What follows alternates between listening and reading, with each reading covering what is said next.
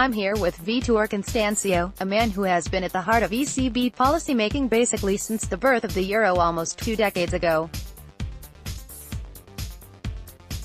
For the last 8 years he's been vice president.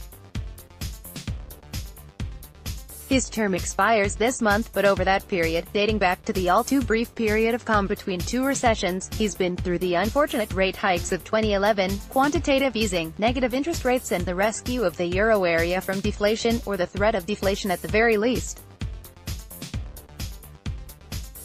Today, when the Governing Council is almost but not quite ready to talk about exiting stimulus, Vice President Vítor Constâncio is with me today. It's been quite an 8 years, and here we are. You're about to go at a critical moment, because the economy is slowing.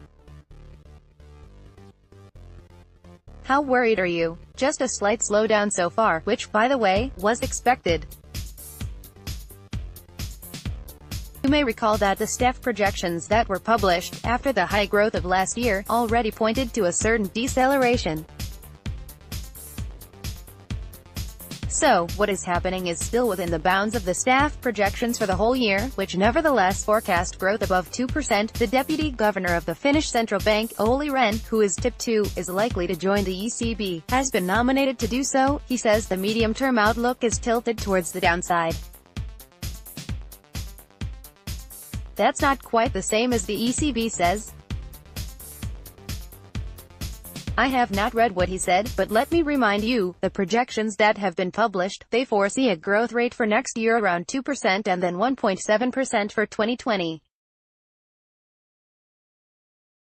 Indeed, on a path of deceleration, because for demographic reasons and other reasons, potential growth is not very high in Europe, by the way, not also in other advanced economies. We have been growing above potential, especially last year, this year also. Of course, as the output gap closes, we are reverting to potential growth. Are you still comfortable with market expectations, which are roughly for an end to QE, to net asset purchases, this year, then a rate hike the middle of 2019? Does that sound reasonable? I won't comment on that. It's difficult, of course, to anticipate what may happen. All central banks are to a degree data dependent, so we monitor of course what is happening. But what I can tell you is that we generally consider that markets have been reading our reaction function quite well. It's also, I presume, or at least being biased, I will say it, that it's also because of the way we have communicated. Indeed, that understanding of our reaction function has improved over the years and has been quite good recently. One of the risks the ECB has always been citing is unwarranted market tightening. There's a couple of risks out there. One at the moment is Italy, of course. We've seen bond spreads expand. Some of the wilder ideas, such as asking the ECB to write off 250 billion euros of debt, have been dropped. There is still this issue about how you measure debt to GDP ratios. But the problem is bond yields, bond prices have been falling, the spreads have been widening.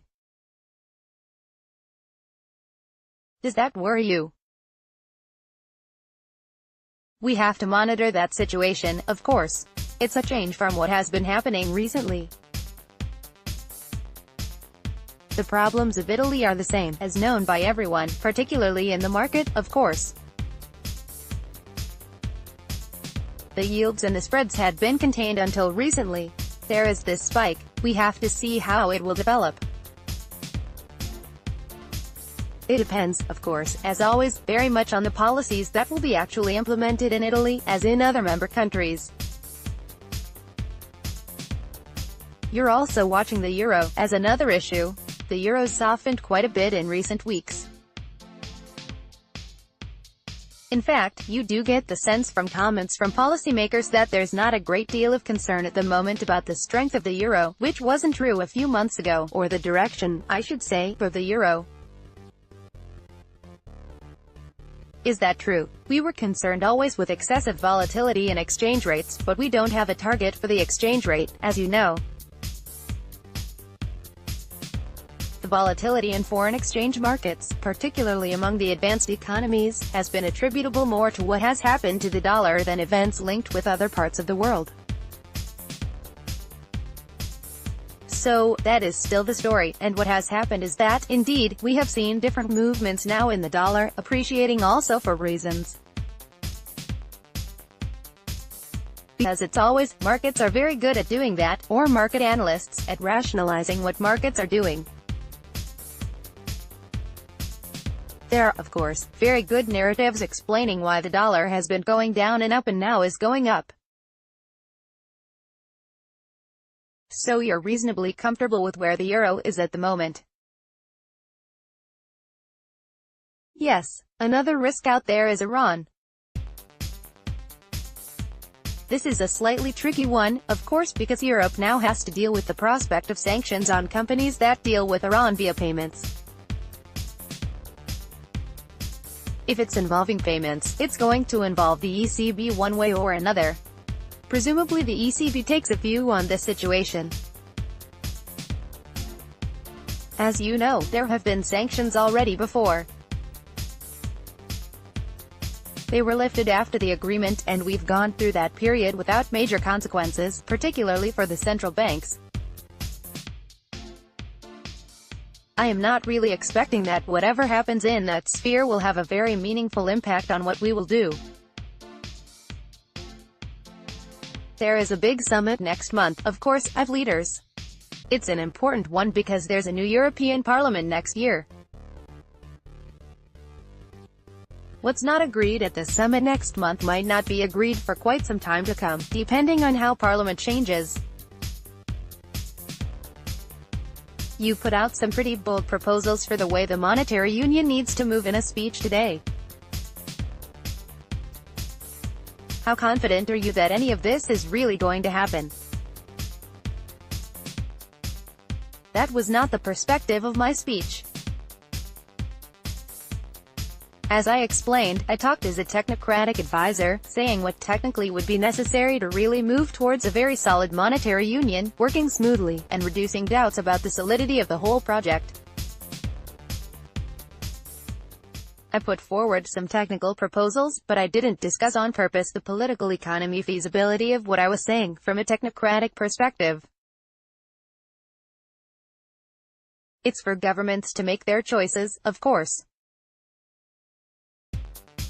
I do think that the vested interest of all countries is to move forward, deepening the monetary union, but it's in the hands of the governments.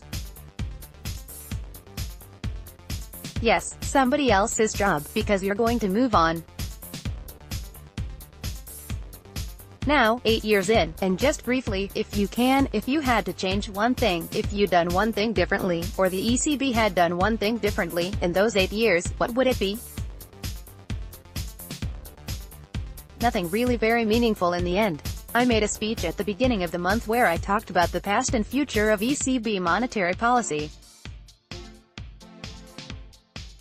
I went through some episodes that were controversial in some of our decisions in the past. With hindsight, I admit that indeed the decisions were not always perfect, and I explained why. I also explained that, in both the cases I highlighted in that speech, we very quickly corrected those decisions by changing interest rates in the opposite direction. So, the overall effect of these incidents was in the end not very significant. Vice President Constâncio, good luck for whatever comes next. Thank you very much indeed for your time today.